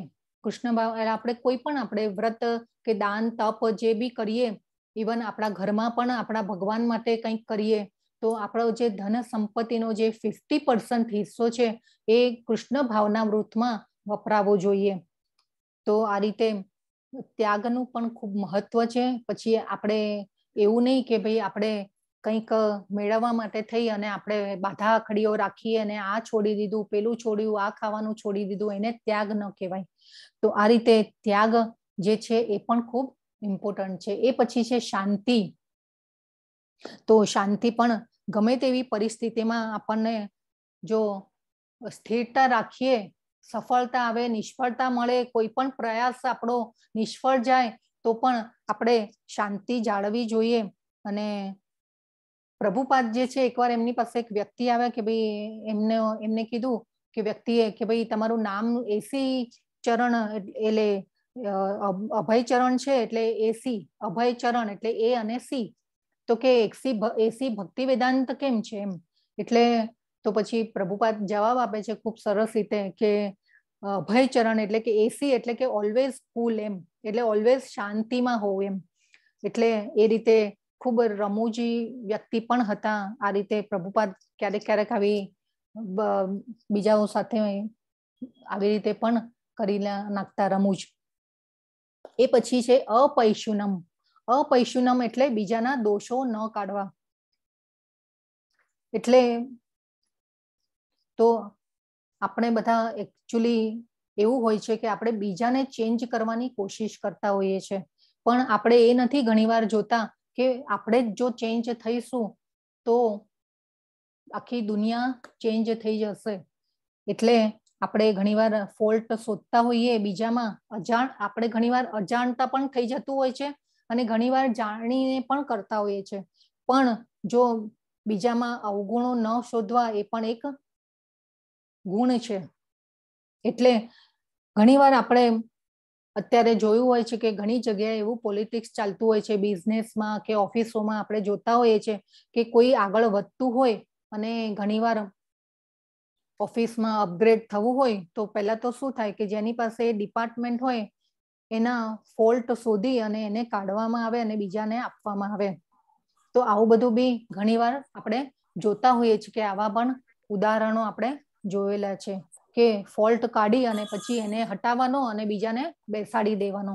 પણ આ રીતે બીજા લોકોના દોષ શોધતા રહેવું એ પણ મોટો અવગુણ છે. ભગવાન અને અર્જુન પાસેથી એકચ્યુઅલી આ શીખવાનું છે. ભગવાને અર્જુનજીને એક પછી એક એવા નામોથી સંબોધન કર્યું કે અને મોરલ અર્જુનજીને એક પછી એક કેટલા સારા સારા નામોથી સંબોધન કર્યું કે અને અર્જુનજીનું મોરલ વધાર્યું અને અર્જુનજી પણ સામે કૃતજ્ઞતા અને નમ્રતા, પાત્રતાનું એમની પાત્રતાનું પણ એમને દાખલો બેસાડ્યો કે એમનામાં પણ કેટલી યોગ્યતા છે. અને ભગવાને અર્જુનજીએ ભગવાનને યોગ્ય લાગતો હોવ તો મને વિશ્વરૂપના દર્શન કરાવો. એ પછી કઈ કૃપા કરીને તમે આ બધું મને જ્ઞાન આપ્યું, એનાથી મારો મોહ દૂર થયો છે, એવું પણ અર્જુનજીએ ભગવાનને કીધું. એકચ્યુઅલી ફોલ્ટ મળવો એ સારું પણ છે. આપણે આપણા બાળકોમાં જો ભૂલ કરી હોય અને આપણે ન શોધી શકીએ તો પણ એ રોંગ છે. એટલે આપણે આપણા બાળકોની ભૂલ શોધી અને એ પછી આપણે સમજાવીએ કે એને આપણે સારા રસ્તે વાળીએ તો એ પણ યોગ્ય જ છે. પણ ફોલ્ટ કરવા વાળા ઉપર ફોકસ રાખી અને પછી એને આપણે ગમે તેમ બોલીએ એ પણ ન સારું કહેવાય. એનામાં ગુણો જોઈ અને એના ગુણને હાઇલાઇટ કરી અને પછી આપણે સમજાવીને કહેવું જોઈએ. તો આ રીતે અપૈશુનમ એટલે કે બીજાના દોષો ન કાઢવા એ પણ એક ગુણ છે, ગુણ કીધો છે ભગવાને. આ બધા ભગવાન આપણને દૈવી ગુણો સમજાવી રહ્યા છે. આપણે આસુરી ગુણો પણ સમજીશું, પણ દૈવી ગુણો આ ભગવાન આપણને સમજી કે ભાઈ દૈવી ગુણો, મનુષ્યમાં દૈવી ગુણો હોય, ગુણોથી સત્વગુણ, રજોગુણ ને તમોગુણથી ઉપર આવે તો કેવા ગુણો ડેવલપ થાય. દૈવી ગુણો કયા છે એ ભગવાન અત્યારે આપણને આ 1 થી 3 શ્લોકમાં સમજાવી રહ્યા છે. એ પછી આવે છે દયા, ભૂતેશ્વ લોલુપ્ત્વમ. ભૂતેશ્વમ એટલે જીવો પ્રત્યે દયા આપણને બધાને ખબર છે. અલોલુપ્ત્વમ એટલે લોભથી મુક્તિ, લાલસા. માર્દવમ એટલે કે સૌમ્યતા, નમ્રતા. એ પછી આવે છે રીર એટલે લજ્જા. આપણે લજ્જામાં એવું કહેવાય કે ભાઈ મનુષ્યએ આપણે કોઈ ઘૃણાસ્પદ કામ કરવું ન જોઈએ, લજ્જાશીલ થવું જોઈએ. તો આપણા માટે કોઈ વાર સારું કામ કરીને આપ્યું હોય તો આપણને આંખની શરમ નડવી જોઈએ કે એવી વ્યક્તિને કંઈક કહેતા પહેલા પણ વિચાર જરૂર કરવો જોઈએ. તો આ રીતે બધાની કામ કરવાની શક્તિ, વિચારવાની શક્તિ બધી અલગ અલગ હોય છે. તો આપણે એ રીતે સમજી વિચારી અને આપણે મન, વચન અને કર્મના આપણે જે તપ જે છે એ આપણે વિચારવું જોઈએ અને કહેવું જોઈએ. અચાપલમ, તો અચાપલમ એટલે નિશ્ચય, દ્રઢ નિશ્ચય.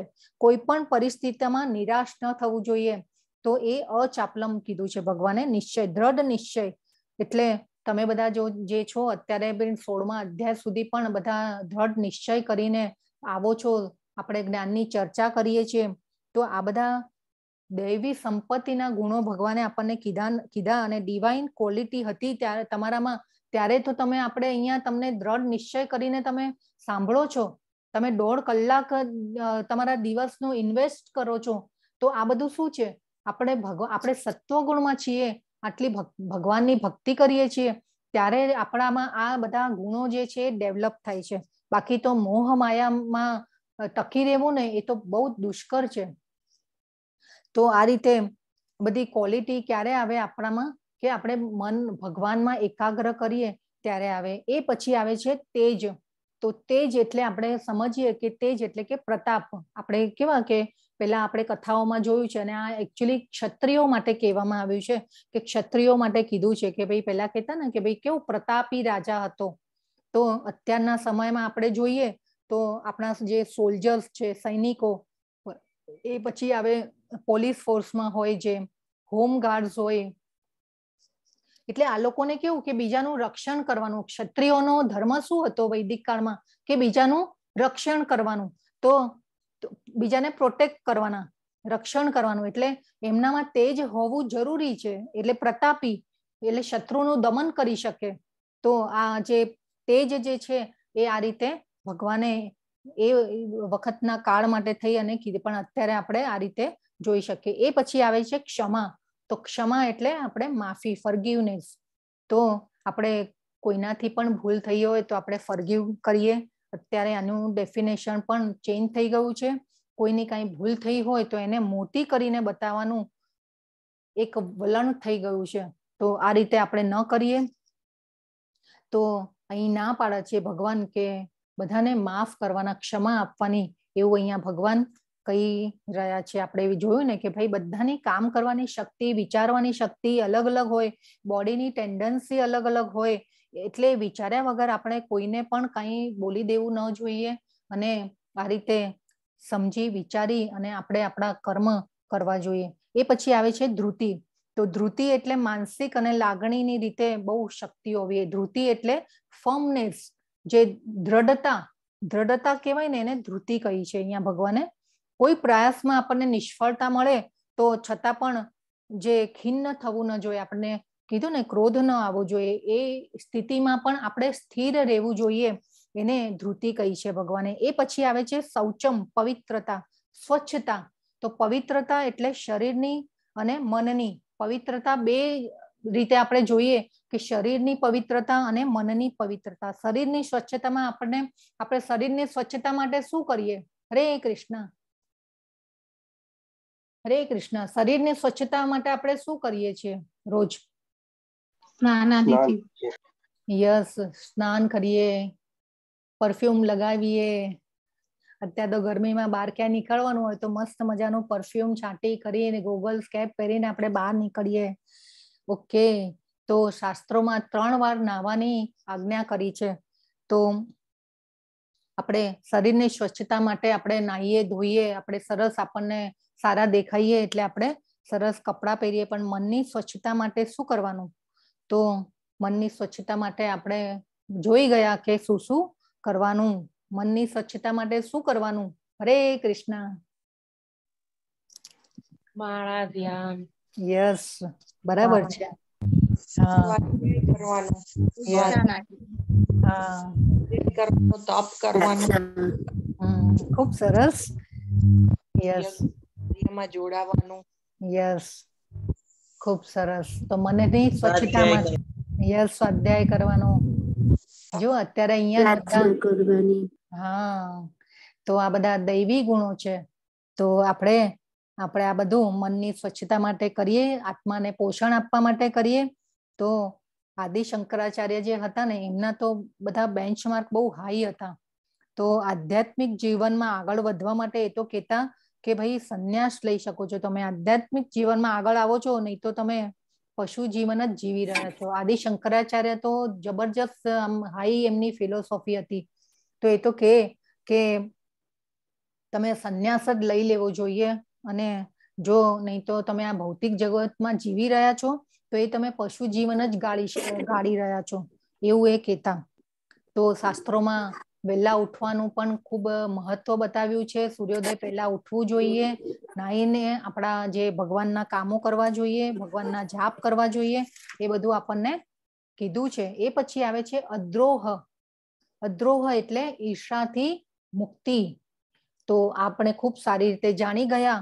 ભગવાને કીધું તું અર્જુનજીને કે તું મારી ઈર્ષા નથી કરતો, તેથી હું તને આ જ્ઞાન કહી રહ્યો છું. કયો શબ્દ આપેલો ભગવાને? ઈર્ષા નથી કરતો. અનસૂયવે. કોણ બોલ્યું? યસ, સાગર પ્રભુ. ખૂબ સરસ. તો અનસૂયવે, તું ઈર્ષા નથી કરતો એટલા માટે હું તને જ્ઞાન આપું છું. તો આપણે ખૂબ સારી રીતે ઈર્ષા ન કરવી જોઈએ. એ પણ ભગવાને આપણને સરસ રીતે બતાવ્યું છે. એ પછી આવે છે ન અતિ માનિતા તેજ ક્ષમા ધૃતિ શૌચમ અદ્રોહો ન અતિ માનિતા. ત્રીજા શ્લોકમાં બીજું ચરણ.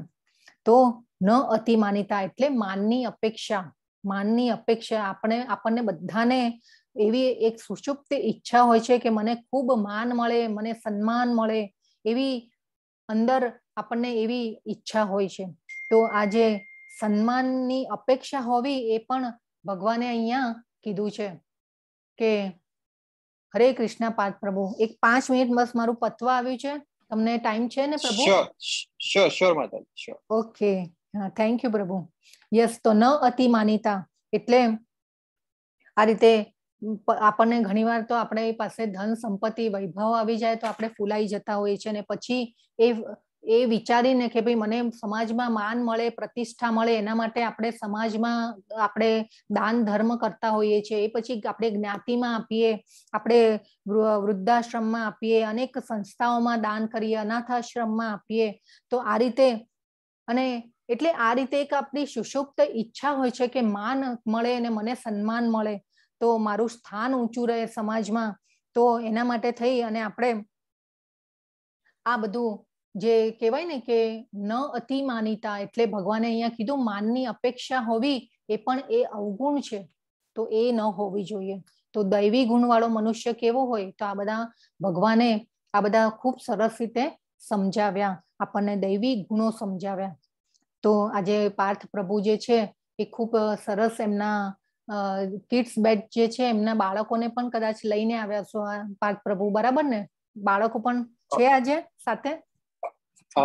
માતાજી આ ટાઈમે પોસિબલ નથી બન્યું જરા. અચ્છા, ઓકે, નો પ્રોબ્લેમ. હા, ઓકે. તો ભગવાન કે છે અહીંયા કે ભવંતી સંપદમ દૈવીમ અભિજાતસ્ય ભારત.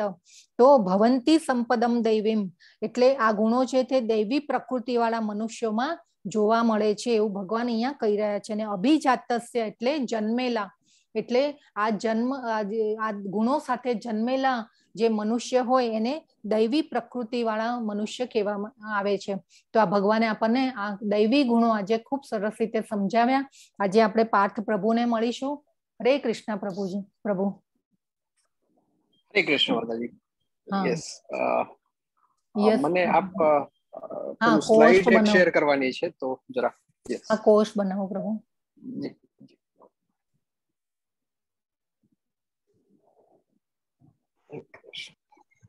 પાર્થ પ્રભુ જે છે એ આપણા કિડ્સ બેચના શિક્ષક છે. ખૂબ સરસ સેવાઓ આપી રહ્યા છે અને બહુ એનર્જેટિક પર્સન. યસ પ્રભુ, મેં બનાવી દીધા છે તમને. મારી સ્લાઇડ વિઝિબલ? યસ, હરે કૃષ્ણ જતીન પ્રભુ. યસ, સ્લાઇડ મારી દેખાઈ રહી છે ને? હા પ્રભુ, દેખાઈ રહી છે. યસ, હરે કૃષ્ણ બધાને. થેન્ક યુ સીમા માતાજી, તમે બેચમાં તમારા ટાઈમ આપ્યો. ઓમ અજ્ઞાનતિમિરાન્ધસ્ય જ્ઞાનાંજનશલાકયા ચક્ષુરુન્મીલિતં येन તસ્મૈ શ્રી ગુરુવે નમઃ. સો આ બધા ખૂબ જ સરસ ઇસ્કોન મેંગલુરુ દ્વારા સંચાલિત 18 દિવસનો જે કોર્સ છે એમાં તમે સૌ લગભગ ઓલમોસ્ટ આજે 16 ચેપ્ટર તમે કમ્પ્લીટ કર્યા, એટલે આપને બધાને ખૂબ ખૂબ અભિનંદન એના માટે ખાસ તો. અને સીમા માતાજી આટલું સરસ રીતે તમને જે નોલેજ આપી રહ્યા છે અને તમે રેગ્યુલર બધા ક્લાસ અટેન્ડ કરો છો. આઈ એમ બેઝિકલી હું ગુજરાતીમાં કિડ્સની જે બેચ છે લઈ રહ્યો છું. તો આજે 5 મિનિટનો આપનો સમય લેવાનો છે, તો એમાં ખાસ તો કિડ્સ જે છે, એડલ્ટમાં તો આપણે સારા મતલબ રજિસ્ટ્રેશન હોય છે, 4 અલગ અલગ બેચીસ ચાલે છે, પણ આપણું જે ફોકસ છે થોડું કિડ્સ બેચ જે છે એના માટેનું થોડું નોલેજ આપણે આપવું છે. સેમ છે આપણો કોર્સ, જેમ તમારા માટે 18 દિવસનો કોર્સ છે, સિમિલરલી આપણું કિડ્સનો ભગવદ્ ગીતાનો જે કોર્સ છે ઇસ્કોન મેંગલુરુ દ્વારા સંચાલિત, એ આવી રીતે છે. 6 થી 10 વર્ષ અને 11 થી 15, એટલે આમ તો 6 થી 15 વર્ષના બાળકો માટેની આપણી એક બેચ હોય છે. અત્યારે ગુજરાતીમાં એનો ટાઈમ રાતે 9 વાગ્યાની બેચ છે આપણી. 9 થી 10 1 કલાકનો ટાઈમ હોય છે અને ઇન્ટરેક્ટિવ સેશન હોય છે. થોડું શું છે, કિડ્સનું જે સેશન હોય એ આપણા એડલ્ટ કરતા થોડું અલગ હોય છે. એડલ્ટ છે તમને કદાચ 1 કલાક અથવા સીમા માતાજી આટલું સરસ નોલેજ આપતા હોય તો કદાચ 2 કલાક 4 કલાક થઈ જાય તો પણ તમે બેસી શકો. જ્યારે બાળકોમાં થોડી ધીરજનો એરો અભાવ હોય છે. બાળકોને અડધો કલાક માટે પણ બેસાડવા એટલે તમને ખ્યાલ જ છે ટફ હોય છે. તો બાળકો માટેના જે સેશન હોય છે થોડા ઇન્ટરેક્ટિવ હોય છે. ઘણી બધી એક્ટિવિટીઝ આપણે કરાવતા હોઈએ છીએ. અને બાળકો માટે ખાસ જરૂરી શા માટે છે? આજે તમે બધા મેટ્રો સિટીઝમાં આજે આપણે રહેતા હોઈએ, જનરલી આપણે ગુજરાતમાં આજે ટ્રેન્ડ એવો છે 80 થી 90% લોકો તો ઇંગ્લિશ મીડિયમ સ્કૂલમાં ભણતા હોય છે, બરાબર ને? આજે બહુ ઓછા બાળકો અત્યારે ગુજરાતી મીડિયમમાં કદાચ ભણતા હશે. બરાબર છે. વાત તો ખાલી મીડિયમની નથી થતી. જ્યારે ઇંગ્લિશ મીડિયમમાં ભણતા હોય એટલે એનું જે આખું અપબ્રિંગિંગ છે, એનું કલ્ચર છે, એ પણ આખું ઇંગ્લિશ પ્રમાણે જ થતું હોય. આજના બાળકોને આપણે સંસ્કૃતમાં કે એ રીતનું નોલેજ આપવું એટલે it is a difficult task. તો ભગવદ્ ગીતા શા માટે એમના માટે જરૂરી છે? કે આપણા બાળકો જે આપણા મૂળ જે છે, આપણા જે સંસ્કૃતિ છે, આપણું શિક્ષણ જે છે ઓરિજિનલ સનાતનનું, એનાથી વિમુખ થઈ રહ્યા છે. સિમિલરલી તમને ખાલી એક એક્ઝામ્પલ આપું તો ક્રિસમસ ટ્રી શું છે? તો ક્રિસમસ ટ્રી વિશે તમારે એમને કઈ શીખવાડવાની જરૂર જ નહીં પડે, કેમ કે જે એની સ્કૂલ છે અથવા તો એનું જે આસપાસનું એન્વાયરમેન્ટ છે, ટીવી છે, એડ્સ છે, ન્યૂઝપેપર છે, એ જ એવું છે કે એને ક્રિસમસ ટ્રીની આખી હિસ્ટ્રી ખબર હશે, શું કામ હોય ને, કેવી રીતે હોય ને, શા માટે કરવું જોઈએ ને, ક્યારે આવે ને. જ્યારે તુલસી માતાજી છે તો એના વિશે આપણે કદાચ જ્યાં સુધી હું કે તમે સાથે મળીને આપણે એને પ્રોપર નોલેજ નહીં આપીએ ત્યાં સુધી એને બાય ડિફોલ્ટ નથી ખબર પડવા. We are not against Christmas tree, let me tell you. આપણે એક સેક્યુલર કન્ટ્રીમાં રહીએ છીએ અને we are happy with all the religions. અને જે કંઈ પણ આજે ટેકનોલોજી પણ આગળ વધી રહી છે, ઇંગ્લિશમાં નોલેજ લેવું તો દેટ ઇઝ નેસેસરી. તો આપણે એવું નથી કહેતા કે એનાથી આપણે એને દૂર રાખીએ, પણ એ બધું બાય ડિફોલ્ટ એને મળવાનું જ છે. જ્યારે સંસ્કૃતનું નોલેજ આપવા માટે, ભગવદ્ ગીતાનું નોલેજ આપવા માટે, તુલસી માતાજીનું નોલેજ આપવા માટે આપણે થોડીક એક્સ્ટ્રા એફર્ટ કરવી પડશે. તો આ રીતે ઇસ્કોન મેંગલુરુનો જે આપણો કોર્સ ચાલે છે એ દ્વારા બાળકોને અલગથી આપણું ભગવદ્ ગીતાનું શિક્ષણ આપવામાં આવે છે. સાથે સાથે એમની અંદર સારા ગુણોનો વિકાસ થાય. આજે તમે ક્યારેક આજે એકચ્યુઅલી થોડું શોર્ટ નોટિસમાં બધું પ્લાન થયું એટલે બાળકોને તૈયારી નથી કરાવી શકે, કેમ કે આપણો શું છે, બેચનો ટાઈમ 9 વાગ્યાનો છે એટલે બાળકો 9 વાગે આવવા માટે ટેવાયેલા છે. એટલે અત્યારે 5 વાગે થોડોક ઓડ ટાઈમ થતો હતો, પણ નેક્સ્ટ ટાઈમ ક્યારેક એવું પોસિબલ હશે તો ઇવન તમારામાંથી કોઈ પણ જો ઈચ્છો તો 9 વાગ્યાની કિડ્સ બેચમાં ક્યારેક જોવા આવી શકો છો. નાના બાળકો છે, 6 વર્ષના, 7 વર્ષના, અમુક બાળકો 4-5 વર્ષના છે જેને સંસ્કૃત તો શું મતલબ બીજી કોઈ ભાષા પણ વાંચતા નથી આવડતું, પણ આજે એ લોકો કડકડાટ શ્લોક બોલતા થઈ જાય છે. અને તમે પૂછો કે 2.7 એટલે ફટાફટ બોલે, કાર્પણ્ય દોષો. તો આ રીતના બધા શ્લોકો શીખતા થઈ જાય છે. ઇન્ટરેક્ટિવ સેશન્સ હોય છે બાળકો સાથેના, આર્ટ વર્ક્સ ને બધું હોય છે. નાના બાળકો છે, કૃષ્ણ ભગવાનના સરસ મજાના ચિત્રો બનાવે છે, પેઇન્ટિંગ બનાવે છે. એ રીતની બધી એક્ટિવિટીઝ આપણે કરતા હોઈએ છીએ. બાળક છે, નાનકડું બાળક રોજ સવારે ઉઠીને તુલસી માતાજીને પાણી ચડાવે, સવારે ઉઠીને એમના મા બાપને પગે લાગે, કૃષ્ણ ભગવાનને ભોગ ધરાવે. જે કાંઈ પણ ભોજન લે, બ્રેકફાસ્ટ, લંચ, ડિનર, તો કૃષ્ણજીને ભોગ ધરાવીને પ્રસાદ ગ્રહણ કરે અને કડકડાટ સંસ્કૃતમાં શ્લોક બોલતા શીખી જાય. તો આ બેઝિકલી આપણા જે સેશન્સ છે એનો પર્પઝ હોય છે. ભગવદ્ ગીતાનું જે જ્ઞાન છે એ એમને મળે. તો આ રીતના બધા શ્લોક ચેન્ટિંગના એના પણ પ્રોગ્રામ હોય છે. દર એકાદશીના બાળકો જે છે એ શ્લોકનું પઠન કરતા હોય છે. ઇનફેક્ટ આજે 16મો અધ્યાય છે અમારે ગુજરાતી કિડ્સ બેચમાં. તો એક બાળકી છે ઉપલેટાની, હીર કાલરિયા. તો 16મા અધ્યાયના બધા જ જે શ્લોક છે એનું પઠન સંસ્કૃતમાં એ છોકરી કરવાની છે. બરાબર. તો હા, આવી રીતે નાના બાળકો જે છે એ લોકો નાનપણથી કઈ રીતે આપણે એમને કૃષ્ણ ભક્તિમાં લીન કરી શકીએ એને લગતી બધી એક્ટિવિટીઝ આપણે કરતા હોઈએ છીએ. એ સિવાય સન્ડે સ્કૂલ હોય છે, રાધા ગોવિંદના સન્ડે સ્કૂલ ફોર કિડ્સ. તો જે લોકો લેવલ 1 કમ્પ્લીટ કરી લે બાળકો, એમને પછી આ રીતનો સેકન્ડ પ્રોગ્રામ હોય છે, સન્ડે સ્કૂલ ફોર કિડ્સ. એમાં આખા સંસ્કૃતમાં શ્લોક શીખવાડવાના વર્ગો ચાલતા હોય છે. ભજન અને બધા જે એક્ટિવિટીઝ બધી થતી હોય, આપણા વૈષ્ણવ ભજનો હોય છે, એ સંસ્કૃતમાં શીખવાનું. તો એ રીતનું આખું સેટઅપ છે. તો આપની અનુકૂળતાએ આપણા જે બાળકો છે, આજે આ બેચમાં તમારી સાથે લગભગ 25-30 એડલ્ટ મને દેખાઈ રહ્યા છે. તો દરેક વ્યક્તિ એટલીસ્ટ એના ફેમિલીમાં 2-3 બાળકો, 4 બાળકો તો હોય જ આપણે, આપણા પડોશમાં હોય, આપણા ફેમિલીમાં, રિલેટિવ્સમાં. તો સેમ લિંક છે, એની રજીસ્ટ્રેશનની લિંક જિગ્નેશ દરબાર પ્રભુ છે એ તમારી સાથે ચેટ બોક્સમાં શેર કરશે. તો સેમ લિંક છે t.ly/ગીતા. એમાં જઈને ખાલી એજ ગ્રુપમાં તમારે કિડ્સ સિલેક્ટ કરવાનું છે, લેંગ્વેજ ગુજરાતી. અને સેમ તમારું જેમ આમાં રજીસ્ટ્રેશન થયું છે એડલ્ટમાં, એવી જ રીતે કિડ્સ બેચમાં રજીસ્ટ્રેશન એમાં થઈ જશે.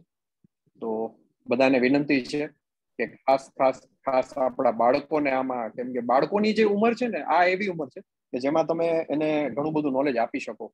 બરાબર. આપણે આજે સંસ્કૃતમાં શ્લોકો શીખવા હોય, મેં પોતે સીમા માતાજી પાસેથી સંસ્કૃતમાં શ્લોકો શીખેલા છે, એટલે આઈ નો કેવું ટફ થઈ જાય. એક એજ પછી આપણે 30, 40, 50 વર્ષની આપણી ઉંમર હોય તો એ ઉંમરે શ્લોક શીખવા અને સંસ્કૃતનું વ્યાકરણ શીખવું ને એ બધું પેલું કે ને પાકા ગળે કાંઠા ના ચડે, એના જેવું થઈ જાય. જયારે બાળકો જે છે એમનું અત્યારે ગ્રાસ્પિંગ પાવર ખૂબ જ સોલિડ હોય, એ લોકોની ક્યુરિયોસિટી પણ હોય, એટલે જેટલા ટાઈમમાં તમે 5 કે 10 શ્લોક શીખશો ને એટલા ટાઈમમાં એ લોકો 50 કે 100 શ્લોકો શીખી શકશે. તો ખાસ તમારા બધા જે ફેમિલીમાં જે બાળકો હોય એમને આમાં એનરોલ કરાવો. મારો નંબર પણ અહીંયા ચેટ બોક્સમાં હું શેર કરીશ, તો કોઈને વધારે ક્વેશ્ચન હોય, ક્વેરી હોય તો આફ્ટર ક્લાસ તમે મારો કોન્ટેક્ટ કરી શકો છો. અને એ સિવાય કોઈ અત્યારે પ્રશ્ન હોય તો અત્યારે પણ તમે મને પૂછી શકો છો. So thank you very much. તમારે બધા મને સાંભળ્યો, ટાઈમ આપ્યો એના માટે. અને બસ પ્રભુ ના, ખૂબ સારું કર્યું તમે આવ્યા આજે ક્લાસમાં, બધાને માહિતી આપી, ખૂબ સરસ. કોઈને કઈ ક્વેશ્ચન હોય તો પૂછી શકે છે. બાળકો માટેની કિડ્સ બેચ માટે કઈ પૂછવું હોય તો પૂછી શકે છે. મારી 4 વર્ષની છોકરી છે, શરૂ કરી શકે? હા માતાજી, આમ તો જનરલી 6 વર્ષના હોય છે, પણ આવી એટલે મીન્સ શકે. કે કેવું આપણે ભગવાનને રિલેટેડ માળા છે, આરતી આપણે ઘરે જે દીવાબત્તી કરીએ ને તો બી દીવો લઈને કેવું એની જાતે આમ ટ્રાય કરે, એટલે મીન્સ એટલે શું કે એને બી નોલેજ મળે તો થોડુંક વધારે આગળ જાય. ના ના, છે આપણી બેચમાં માતાજી 4.5-5 વર્ષના બાળકો પણ છે, નાના નાના. એક 4 વર્ષની છોકરી પણ છે. એટલે બેઝિકલી શું સાંભળી શકે તો થોડુંક ગુજરાતી ભાષા સમજી શકે. હા, ગુજરાતી તો એને આવડે છે. હાજી, તો ના ચોક્કસ કરી શકે એન્ટ્રોલ, નોટ અ પ્રોબ્લેમ માતાજી. કારણ કે છે ને એ કેવું એને રાઇમ્સ ને બી કેવું આપણે સંભળાય યુટ્યુબમાં જોઈને, તો એ એટલું ધ્યાનથી જોવે છે ને, પછી એ જાતે રમતા રમતા એ ગાતી બી હોય છે એવી. એટલા માટે હું કહું છું કે જો સંસ્કૃતના જો શ્લોક ને એ બધું સમજે એવી તો શું એ બોલતા શીખે ને, એટલા માટે. જી ચોક્કસ માતાજી, ચોક્કસ તમે એનરોલ કરી શકો. Okay, thank you. જિગ્નેશ પ્રભુનો હેન્ડ રેઝ છે. કઈ પૂછવું છે પ્રભુ? પૂછવું નથી, પણ બધાને કેવું છે કે ખરેખર પાર્થ પ્રભુની બેચમાં જોઈન થવા જેવું છે. તમને જયારે ખચકાટ થતો હશે કે ભાઈ મારે ભોગ ધરાવ નહીં ધરાવ, ત્યારે તમને તમારા છોકરા, તમારા કિડ્સ જ પુશ કરશે બધોમાં. એટલું એમનું અફેક્શન છે. હા, યસ, ખૂબ સરસ રીતે ચલાવી રહ્યા છે પાર્થ પ્રભુ. અને જિગ્નેશ પ્રભુનો દીકરો પણ ઘણીવાર એમની સાથે માળા કરતો હોય છે. મેં અહીંયા આપણે જોયું છે. નાના બાળકોને અત્યારથી જ જો ભગવદ્ ગીતાનું જ્ઞાન મળે તો ખૂબ સારું છે. અને આ યુવા પેઢી બાળકોને ખૂબ બચાવવાની જરૂર છે આનાથી. આપણે યંગસ્ટરના બી, યુથના બી ક્લાસ ચાલી રહ્યા છે, તો બધા જોઈન કરાવીએ આપણા બાળકોને પણ. ખૂબ સરસ. યસ, થેન્ક યુ માતાજી. બસ આમાં છે ને એવું છે કે ઘણા બધા પેલા એવું થતું કે બાળકો મતલબ એડલ્ટ્સ ને જોઈને બાળકો કરે, પણ કિડ્સ બેચમાં બાળકો એવા છે કે એના પેરેન્ટ્સ એમ કે છે કે બાળકોને જોઈને અમને અમારી ભક્તિ વધી ગઈ છે, એ રીતના. સાચી વાત છે. એ પણ શક્ય બને છે ને. તો ઓલ ગ્લોરીઝ ટુ અવર શીલા પ્રભુપાદ, કે જેમણે આપણને પ્લેટફોર્મ આપ્યું. તો થેન્ક યુ એવરીબડી. માતાજી પ્લીઝ તમે કન્ટિન્યુ કરી શકો છો. થેન્ક યુ પ્રભુ. યસ, હરે કૃષ્ણ. હરે કૃષ્ણ. હરે કૃષ્ણ. ઓકે, તો ખૂબ સરસ. બાળકોને પણ આપણે ભગવદ્ ગીતાનું જ્ઞાન આપીએ. અને આ રીતે અને પાર્થ પ્રભુનો ક્લાસમાં ખૂબ બધા બાળકો, તમે એકવાર જોઈન થાઓ એમની સાથે અને જુઓ કે કેટલું સરસ રીતે શીખવાડી રહ્યા છે. અને નાની આપણે આમ પિક્ચરો દ્વારા, પછી કથાઓ, વાર્તાઓ દ્વારા નાના બાળકોને શીખવાડવામાં આવે છે. એ લોકો ગ્રહણ કરી શકે એવી એલામાં શીખવાડવામાં આવે છે બાળકોને, બાળકોની રીતે શીખવાડવામાં આવે છે. તો આ રીતે બધા જોઈન કરાવો બાળકોને પણ. અને હવે તો મે વેકેશન આવશે, બાળકોને રજાઓ પણ હશે, તો જરૂરથી જોડાવા માટે ટ્રાય કરો બાળકોને. તો આ રીતે આજે આપણે ભગવાને આપણને દૈવી ગુણો સમજાવ્યા. હવે કાલે આપણે 16મો અધ્યાય જ લઈશું પાછો અને આગળ જઈશું, બધા શ્લોકો જોઈશું. તો કાલે ભગવાન આપણને પાછા આસુરી ગુણો વિશે બી સમજાવશે. તો ખૂબ સરસ 16મો અધ્યાય પણ છે, આપણે થોડોક કાલે લઈશું. આપણો હજી 16મો અધ્યાય બાકી છે, કાલે લઈશું. તો ખૂબ સરસ. આજે આપણે માળા તરફ આગળ જઈએ. તો અધ્યાય તો આપણો અહીંયા